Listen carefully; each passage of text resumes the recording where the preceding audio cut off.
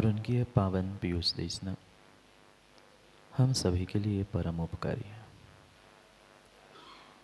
अनादिकाल से हमारी आत्मा में जो जन्म, जरा और मृत्यु रूपी रोग लगे, उन रोगों का उपशमन करने वाली कोई परम औषधि है तो वह है एकमात्र यह जिनवाणी है। भव्यात्मा, क्या आप सभी को नहीं लगता कि जीवन भर पुरुषार्थ करने के बाद भी हमारा जीवन खाली का खाली रह गया? जीवन भर ही क्या माँ, भवों भवों से हमने कई पुरुषार्थ किए, कई दिन, कई महीने, कई वर्ष हमने मेहनत की, पर हमारा जीवन, हमारी जिंदगी और हमारा दिमाग तीनों के तीनों खाली के खाली ही रह गए।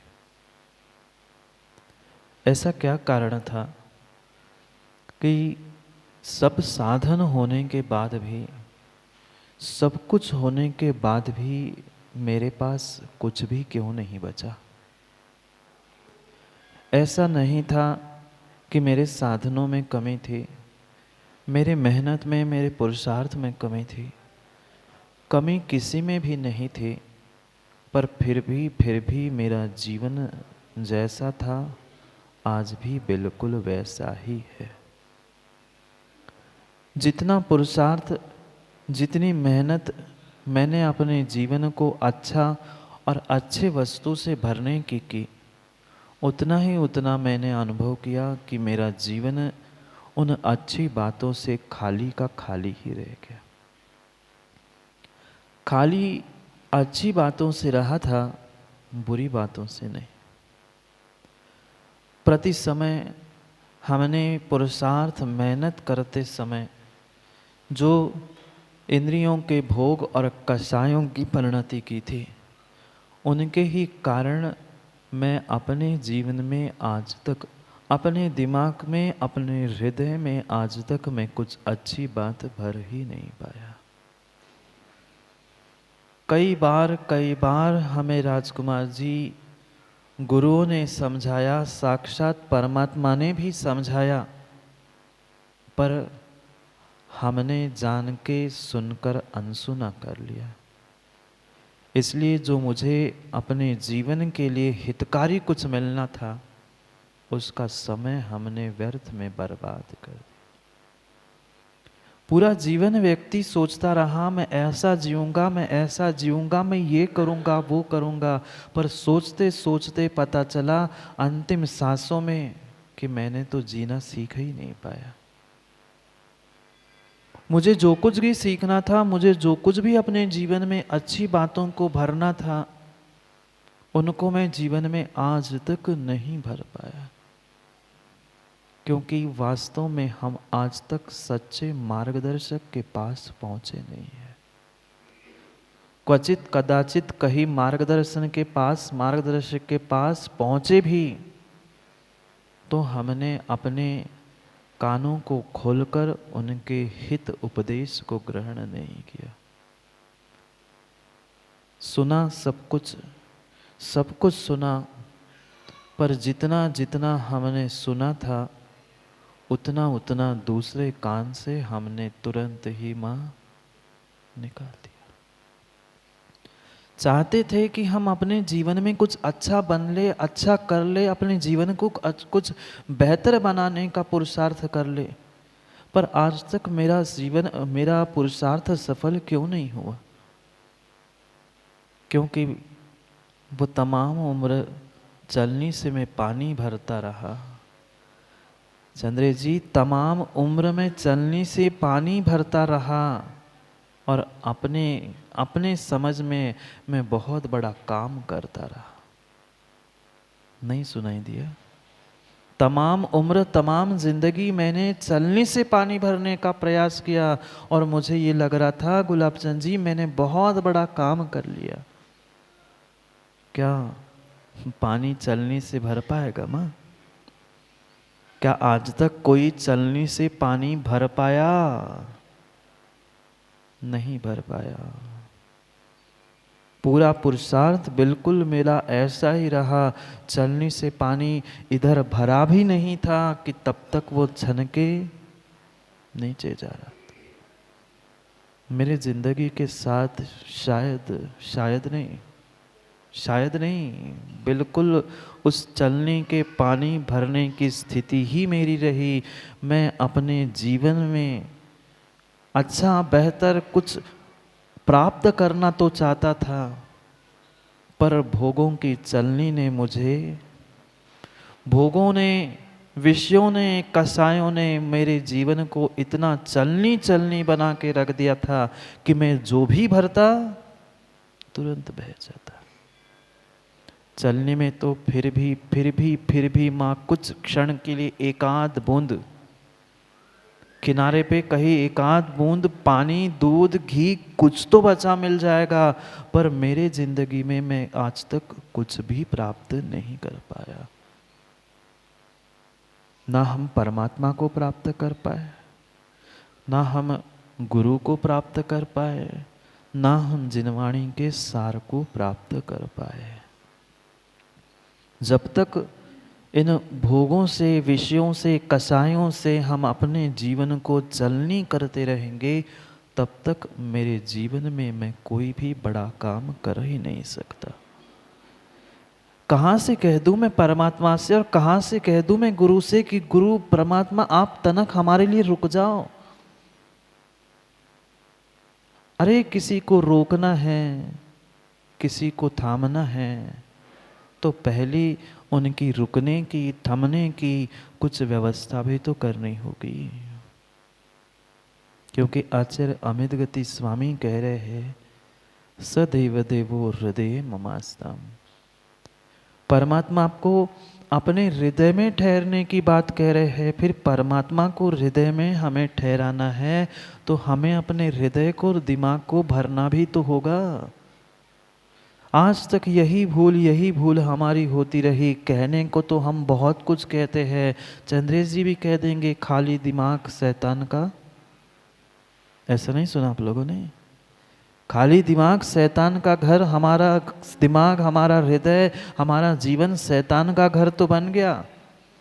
कुछ विपरीत कार्य करने में, किसी की बुराई करने में, किसी की टांग खींचने में हम कभी कुछ कम नहीं छोड़ते, पर कभी किसी की अच्छाई करने में, कभी किसी की प्रशंसा करने में, कभी किसी को सहयोग करने में हमारे पास समय नहीं होता।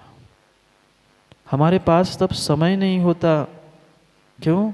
क्योंकि दूसरे की अच्छाई हो रही थी।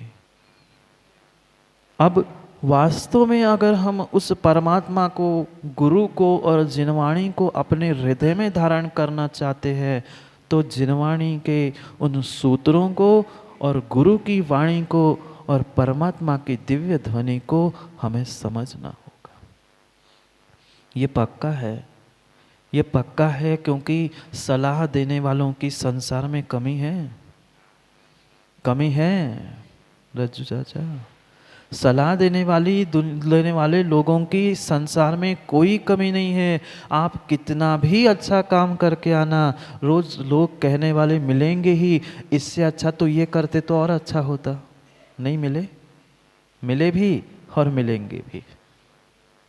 पर ये पक्का मानना, ये मात्र सलाह देने वाले सलाहकार हो सकते हैं, पर सच्चे मार्गदर्शक नहीं है। सच्चे मार्गदर्शक नहीं है। सच्चा मार्गदर्शक आपके लिए प्रति समय हित का ही उपदेश देता है। भले ही आपको बुरा लग जाए, भले ही आपको कुछ विपरीत लग जाए, पर ये पक्का मानना, जो परमात्मा और गुरु ने दिया हुआ उपदेश होता है बॉबी भाई, वह आज नहीं तो कल आपके जीवन के लिए कार्यकारी होता ही है। पर सलाह देने वाला आपको सलाह देकर, आपकी मजाक उड़ाकर चला जा सकता है, पर जो सच्चा हित का उपदेश देने वाला परमात्मा और गुरु होता है, वह कभी भी तुम्हारी अहित की बात करता ही नहीं है। पर क्या करे, हमारे ऊपर ऐसे ऐसे ऐसे संस्कारों के प्रभाव है कि हमने उन विषय भोगों से अपने जीवन को इतना छलनी कर दिया है कि उन्होंने कुछ उपदेश दिया कि हमने निकाल दिया। कुछ क्षण भी हमने उस उपदेश को जो सुना था जीवन में गुनने का प्रयास नहीं किया। और चंद्रेश जी, चुनने की बात तो छोड़ दो, ना हम सुन पाए अच्छे से, ना गुन पाए, और उसके बाद उसको चुनने का तो हमारे पास सवाल ही नहीं उठता। 3 बातों को समझना होगा, सुनना, गुनना और फिर चुनना। हम अच्छी बातों को, अच्छी उन वाक्यों को या हित उपदेश को तभी चुन सकते हैं जब घर में जाकर कुछ वाक्यों को, कुछ उपदेश को हम गुन पाएंगे। और गुनेंगे भी तभी जब हम अपने भीतर उसको कभी सुनने का प्रयास करते हैं। आप विश्वास मानना, आज तक हमने सच्ची हितोपदेश के उपदेश को सुनने का भी प्रयास नहीं किया। कह सकते चंद्र जी महाराज जी, आप तो कुछ दिन पहले कह रहे थे साक्षात समूह शरण में हम बैठ के आए हैं।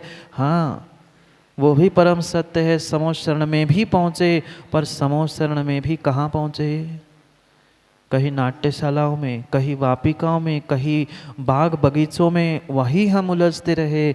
भगवान परमात्मा का उपदेश सुनने के लिए उस अष्टम स्थान पर पहुँच ही नहीं पाए। जो 8वीं भूमि थी, उस 8वीं भूमि पर पहुँच नहीं पाए। 7 भूमियों में हम इधर उधर भटकते तो रहे, पर 8वीं भूमि को हम प्राप्त नहीं कर पाए। और जिसने समूह शरण की 8वीं भूमि को प्राप्त नहीं किया, वह इस लोक की 8वीं पृथ्वी ईशत प्रागभार को प्राप्त कर ही नहीं सकता। वहां तक पहुंचने के लिए, सिद्ध बनने के लिए पहले अरिहंत बनना होगा, और अरिहंत बनने के लिए पहले निर्ग्रंथ बनना होगा। पर निर्ग्रंथ बनने के लिए भी निर्ग्रंथों के पास पहुंचना होगा। और निर्ग्रंथों के पास एक श्रावक नहीं पहुंच रहा है तो माँ, आप मात्र कितनी ही गुरु की पूजा कर लेना, कितनी ही बड़ी बड़ी गुरु की भक्ति कर लेना, पर अगर उनके चरणों में बैठने का हमने अभ्यास नहीं किया, उनके उपदेश को ग्रहण करने का, सुनने का, गुनने का प्रयास नहीं किया, तो जीवन में हम कोई भी अच्छी बात चुन ही नहीं सकते। इसलिए प्रयास करना है, बहुत बहुत बहुत मेहनत से प्रकाश जी हमें एक मार्गदर्शक मिला है, एक पथ प्रदर्शक मिला है कि जिस पथ प्रदर्शक को, मार्गदर्शक को देखकर हमें अपने रास्ते को आगे बढ़ाना है। पर क्या करें, हम उन सच्चे मार्गदर्शक को, पथ प्रदर्शक को आज तक पहचान नहीं पाए। 2 ही पथ प्रदर्शक है, 2 ही पथ प्रदर्शक है, एक परमात्मा और उस परमात्मा के मार्ग पर चलने वाला निर्ग्रंथ दिगंबर गुरु। क्योंकि पंचम काल में परमात्मा इस धरती पर, आपके गुरसराय में तो आएगा, गुरसराय में आएगा गुलाब चंद जी? आपके तो सबके साथ सेटिंग होगी, आप ठेकेदार हैं, बाकी सबके ठेके ले सकते हो, सबके साथ आप सेटिंग कर सकते हो, पर परमात्मा के साथ और कर्मों के साथ किसी की कोई सेटिंग नहीं चलती। चौथा काल होता तो माँ फिर भी समझ में आता कि परमात्मा कोई अरिहंत, कोई सामान्य केवली ही मिल जाता, केवली नहीं मन पर अवधि ज्ञानी मिल जाता, पर पंचम काल में वे कोई भी मिलने वाले नहीं हैं। ना साक्षात अरिहंत है, ना सामान्य केवली है, ना अवधि मन पर ज्ञानी कोई रिद्धिधारी मुनिराज भी है, पर उनका मार्ग तो है, पर उनका मार्ग तो है। भले ही निधि नहीं है, पर उनका प्रतिनिधि तो है। अंतर समझना, निधि रूप साक्षात तीर्थंकर अरिहंत नहीं है, रिद्धिधारी मुनिराज नहीं है, पर उनका प्रतिनिधि रूप ये गुरु नहीं है, उनका प्रतिनिधि रूप क्या परमात्मा की प्रतिमा नहीं है? है, बिल्कुल ऐसा ही है। जब किसी स्थान पर, किसी सभा में अगर बुद्ध जी कोई नेता आने वाला है, माना कि मोदी जी, राजकुमार जी, माना कि कोई मोदी जी या कोई बहुत बड़ा नेता आने वाला है, अचानक उसे आने में विलम्ब हुआ या वो आ नहीं पा रहा है, तो क्या करता है वो? कार्यक्रम तो छूटता नहीं है, कार्यक्रम पहले से है, उसने आपके कार्यक्रम में आने की घोषणा भी की है। माना कि वो नहीं आए तो किसी प्रतिनिधि को, जो लिखकर समाचार भेज देता है, प्रतिनिधि जाकर सबके सामने बाँचता है कि वो तो नहीं आए, पर उनका ये समाचार, उनकी ये बात आप तक पहुंचा रहे हैं। ऐसे ही ये परमात्मा का जो पाती पत्र हमें पहुंचा है, परमात्मा रिद्धिधारी केवली अवधि ज्ञानी नहीं है, पर उनका समाचार, उनका मार्ग भी आज है। ये किंचित किंचित भी चक्रे जी स्वीकार नहीं है कि पंचम काल में मोक्ष मार्ग नहीं है। पंचम काल के अंतिम सांसों तक मोक्ष मार्ग है, मोक्ष नहीं है, पर मोक्ष मार्ग है और मोक्ष मार्ग के उपदेशक भी है।